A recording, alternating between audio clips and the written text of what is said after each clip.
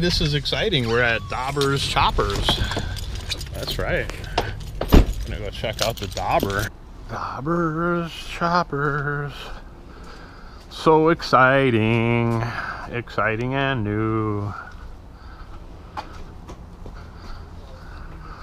I'm out of here. Right on the glass cabinet behind you. And that really depends on behind you know. Neat. All right, see y'all later. Have a good day. Ooh. All right, take care. Ooh, look at that cross scratch on there. That's nice.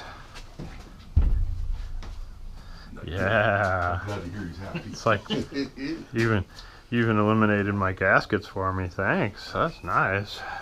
But yeah, the 580s are good because you can drive them around. You don't have to have somebody. This is oversized, so yeah, that's nice. Hey, what else do you want to ask Ron while he's here? Can I do a tour? You go right ahead. Right on. I got a KTM here. Ooh, electric glide. Got a road glide. Nice. I love the smell of it in here. It smells like a Friday. Nice. I love it. They got Harleys and they got Yamahas. That's pretty cool. Oh, I like the color on that. Look at the color of that. That is cool. A bobber. Dobbers Bobbers. That is cool. Kawasaki 100. Got a Suzuki. Got a little Honda. Was that a XR70, I think? That is cool.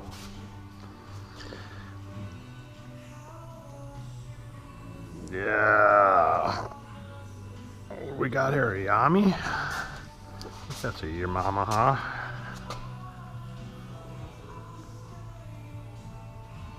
Is that a Triumph? Wild. Got the Harley, Bagger. Wild, that looks awesome. Ooh, got a V-Rod. Those are getting more and more rare. Sweet. Got the taken apart custom here. Looks like they're working on the rear end. That's neat. Tools of Destiny. Got another electric glide, it looks like. Another 70. I think that's a 70. Let's see, what does that say? 74, 1974. Japan. 110 pounds. 300 gross vehicle weight. Yeah, that's probably a 70 or a 125. Ooh, check that out. Looks like a knucklehead.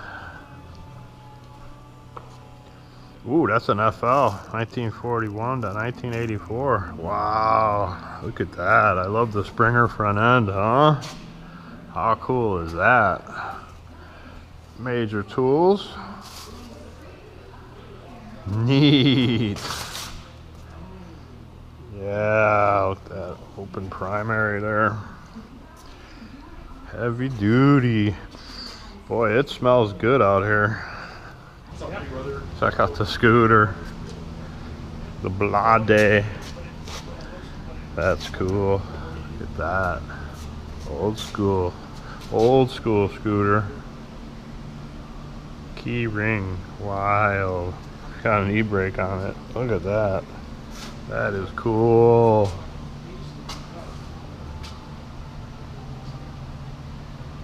Wow. Check that out. A whole headlight assembly from a Service. YouTube, Facebook. Wild.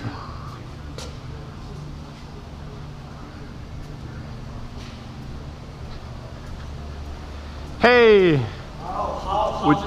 Would you be Al? I would be Al. Hey, I heard a lot about you. Jeff Tech. It's all lies. It's all lies. It's all lies. Yeah. Right on. Hey, thanks for boring out that 50 for me. Hey, no worries. No worries. You know, it's just refreshing, and it's refreshing in the world to just hear a yes. You bring it everywhere, you go to Lordco and they go, nope. They used to do it in Mission, but nope. And then somebody else says, oh, these guys used to do this, and these guys used to do that, and your heart is just sinking further and further and further. Still to do that kind of stuff. And then somebody says Dobbers, and Troy Scott from Maple Ridge Cycles has been telling me that I got to come over here and meet you guys for quite a while now. Yeah, well, because we basically work on anything and everything. I mean, Steve is more HD fixed. But I got my license in '71, and I've been a licensed MMI where I was. So I've been through every Japanese. Yeah. Just like I grew up with them. Then I went. Well, I worked on Ducati, Aprilia. I worked on anything and everything. Awesome. Yeah, I worked for Champion Cycles in Chicago, '83 to '85, but I never got certified. Yeah. But I was building bikes and Yeah, oh yeah, well road testing them. There's no law to work in a bike shop saying you have to be licensed. Right. But me, when I was, I guess I would have been 19, 18 when I went to California to MMI when it was still called MCC. Okay. And I went there, I got my license then. I came back. I was probably the only one that really took courses to be a motorcycle only tech, and there I learned that. I learned about turbos, supercharging, everything on bike, and they teach you more like suspension, the way it all works and stuff like that. So, Excellent. No, that's cool, man. I'm proud of you. yeah, well, Right on. it's kept me poor my whole life, so perfect. Yeah. It's just sad that it's shrinking, It's just like less and less people got this knowledge.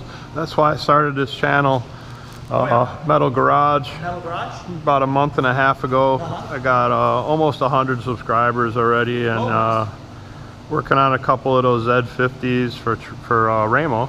That one belongs to him. Oh yeah, and what, you post up on YouTube and stuff? Or what? Yeah, I've been posting up. Cool.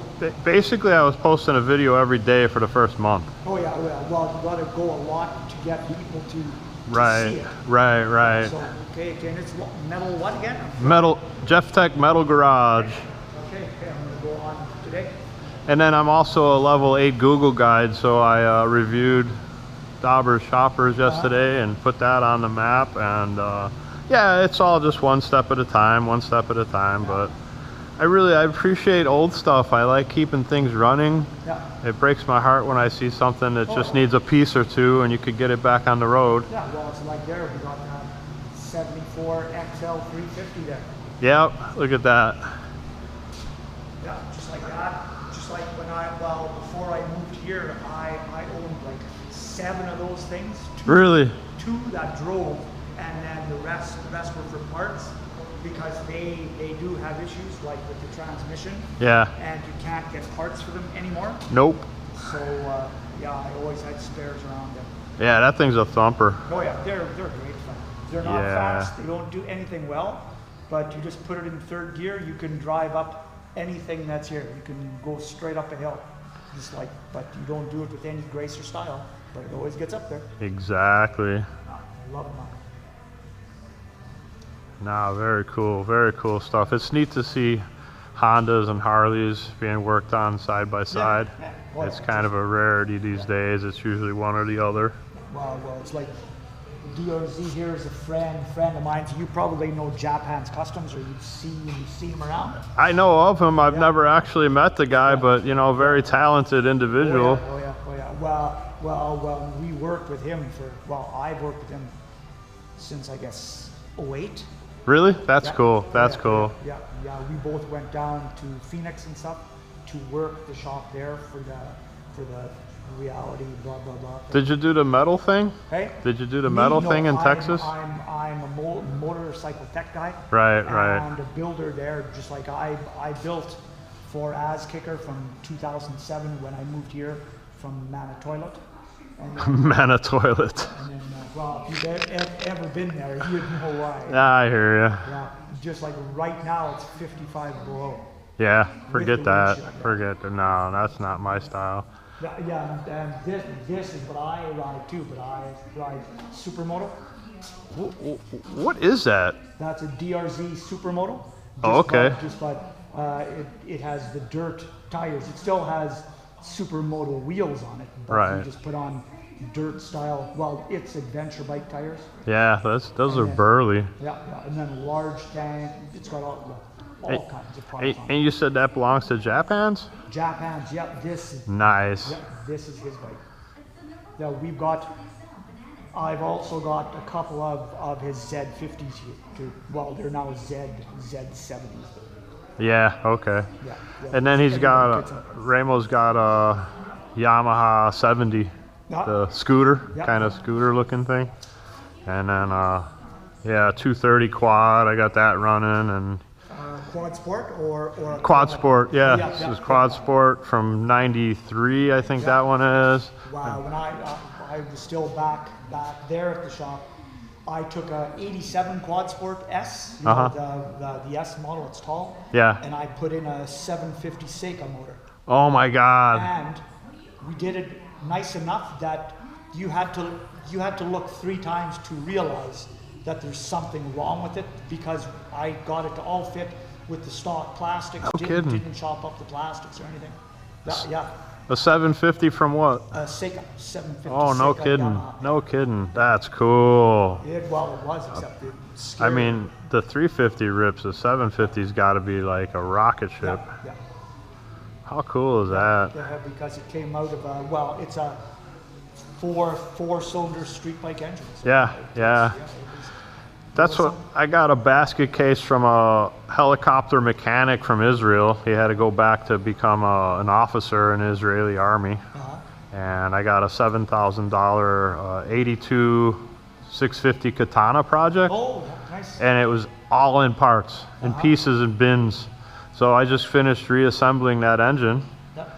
And then I did the right thing, and I picked it up and put it on a high table, and then I sprained my back because I realized the thing weighs 180 pounds. Yeah. The parts didn't weigh nothing, bro. Exactly, yeah. Al, the parts didn't weigh nothing. I'm putting it together, and bolt it all down and torque it, and I just picked it up like it was my baby, and I realized halfway through that, like, dude, you're almost 59. You can't be doing this shit anymore, man. What are you doing? Hey, So, you feel it at that age, and I'm 70.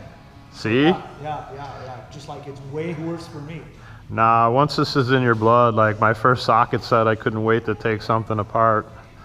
And I haven't really looked back. I was a messenger, and I looked up, and they had a help wanted sign on the local champion Kawasaki, Yamaha, Suzuki place. So I walked in there with my tools, and I go, yeah, what do you want? I go, I want a job, man. And I didn't know anything about working on motorcycles at the time, but they hired me, and then within days, I'm building Viragos and VMAXs and all the Vs, V-Strom and all the Vs. I'm building all these bikes. I literally rode the first 2 VMAX and the first 2 Viragos that hit city streets. Yeah, cool. And that was neat because, when you build it, you're kind of responsible for doing a patch out and taking it for a test drive. Exactly. And so, I'm driving around my neighborhood on a brand new bike. It was kind of cool, and I really enjoyed it. It just stays with you. You can't get rid of it. Well, it's the same that hooked me. I would have been 12. Yeah. And after school, I went to the local Honda shop, and I was taking the motorcycles out of the crates. Well, back then we were basically selling like those C65s, which is like those step-through scooters. Sure. Red I and remember, white ones. I remember those. I built those, got them, filled up the batteries, put them in, run them and stuff. And I did that till I was 17. Nice. And then, then I just, hey, I think I would like to do this forever. So, yeah. And back then, the bikes used to come from Japan with fish oil in the carrying. It wasn't even. It was like half full. It wasn't, terrible, stinky oil. Well, just like we had flushed out the gas tank, flush out the motor. The forks, you'd get the guys to drive it for a week or two, and then drain the forks because it's filled with the same stuff. It's just skank. Everything is skank. Just Yeah, you can't get that. You can't get that smell anymore. They don't make that smell. No, which is not a bad thing. I know. I like It's not it. a bad thing. But yeah, you put the battery on charge, drain the fluid, get that thing going, and next thing you know, you're cruising around the city streets, just tearing it up. It was pretty much fun, teaching people how to drive. I mean, it was all good memories. It was all good memories. Well, it sticks because my kids, Rich, are back there. My son, well, the same day he was born, I bought him a brand new PW50 in a crate from the shop, and when he was 2.5, because he was born January, and when he was 2.5 years old, he put on wheels, and he began to drive the thing at that age. Neat. Ridden bike his whole life now. Wow. And because of that one bike, he's basically been Yamaha his whole life. That's what he's got now. Again, he's got a 450. Right on. So that gets in the blood and it stays. Yeah, I got an 83 XR250. I've got a 99 CBR 600 F4. And then I've got all these projects. Yeah. I've got so many projects. It's so cool. Yeah. Well, see, where I came from there, I had, well, the same. I had so much bike stuff, but then I moved here in 07, and I basically gave everything away there that I had. When I moved here, I brought my DRZ, my Ducati, nice, and my GSXR 750 road race bike, because I was still road racing up until then too. Awesome. Well, still racing motocross too. But and then since then, I came here. I sold the GSXR to the guy that does our custom seats and stuff for bikes. Curtis Rufino.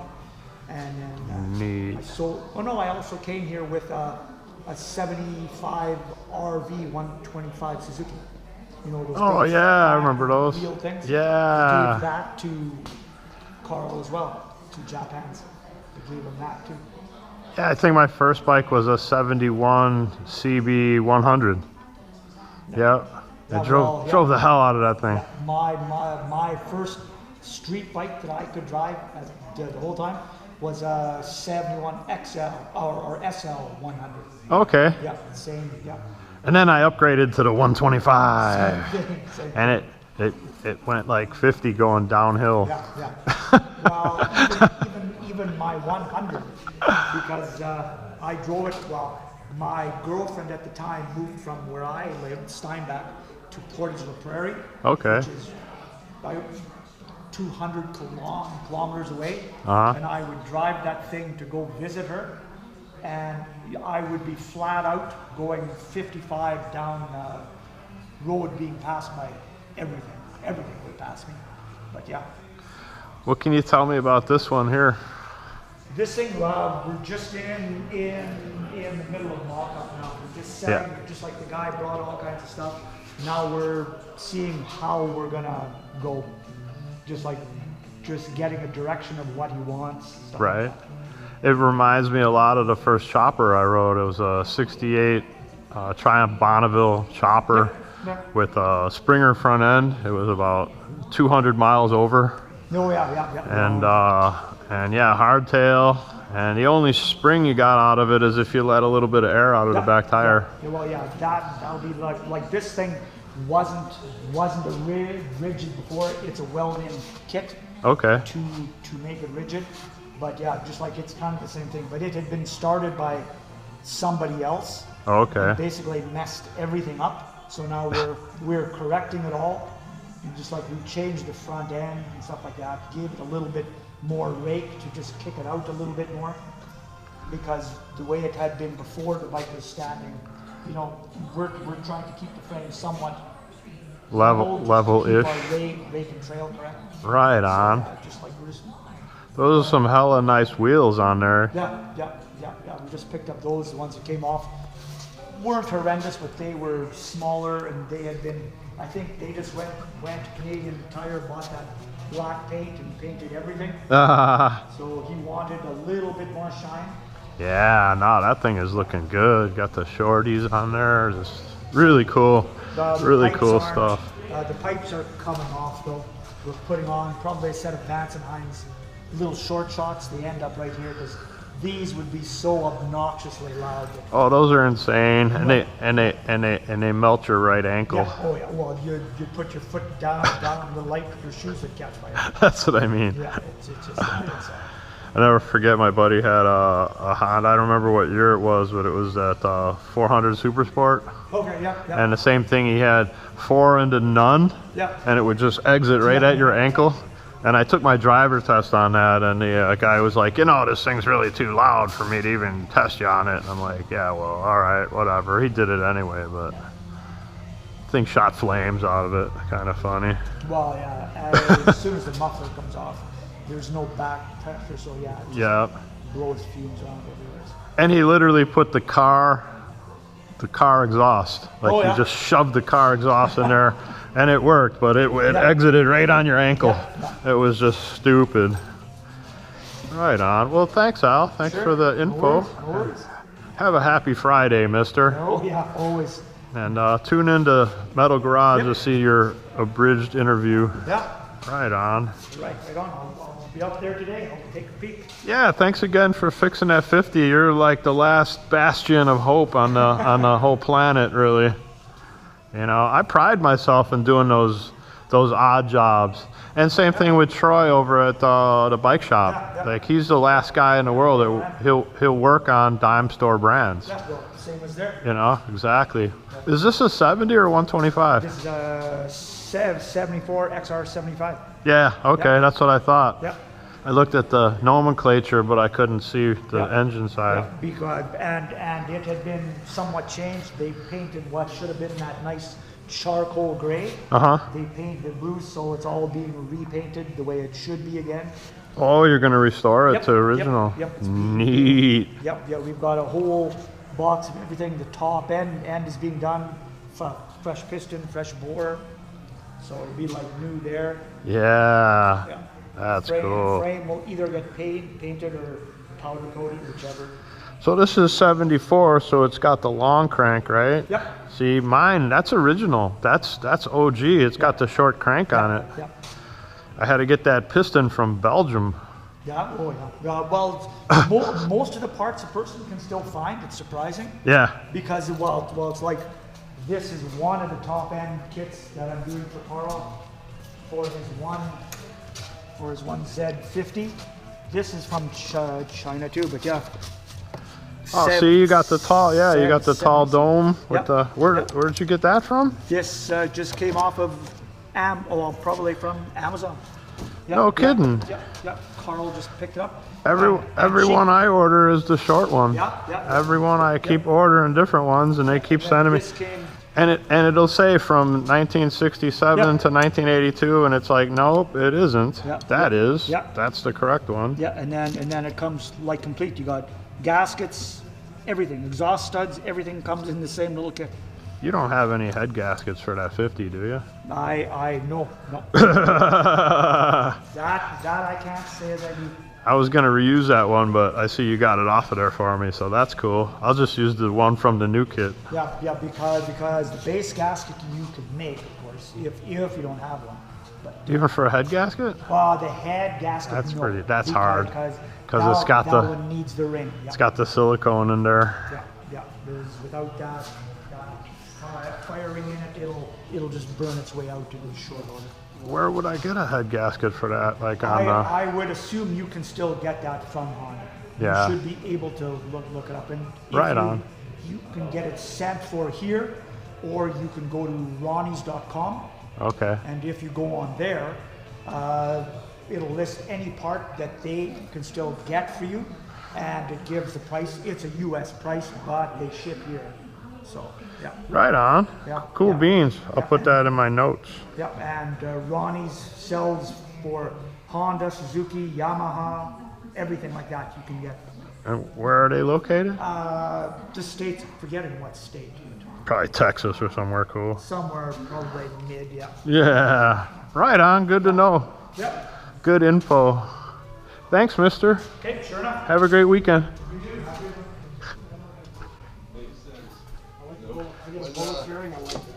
Well, that was fun.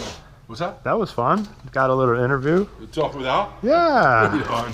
Yeah. No, this is awesome. Got your daily driver? That's my mailbox at the end of the building. Yeah, I'll bet.